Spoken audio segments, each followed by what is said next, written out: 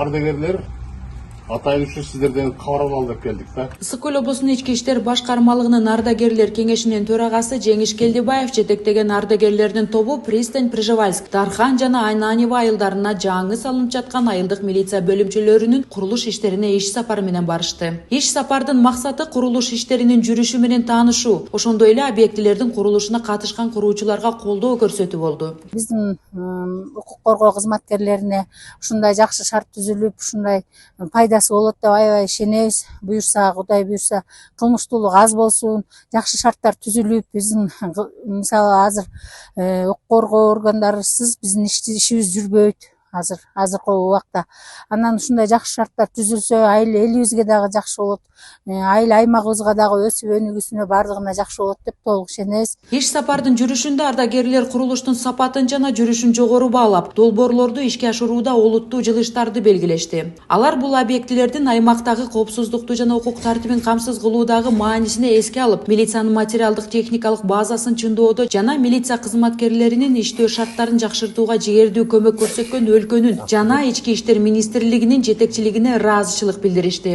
Жаңы заманда деп айталы курулуп атат азыр президенттин багыты боюнча.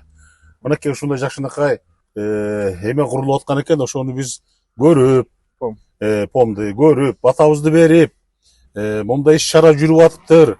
Биздин министрге чоң рахматыбызды билдирели деп атайын келдик. Ардагерлер курулушка катышкан мекемелерине жана куруучуларга ыраазычылык билдирип, колдоо иретинде ысык тамак уюштурушту. Алар өз кайрылуусунда куруучулардын эмгеги облустун бардык жашоочулары үчүн коопсуз жана ыңгайлуу шарттарды түзүүнүн маанилүү бөлүгү экенин белгилешип, жалпы максатка жетүү үчүн биргелешкен аракеттин натыйжасы өзгөчө мааниге ээ экендигин кошумчалашты.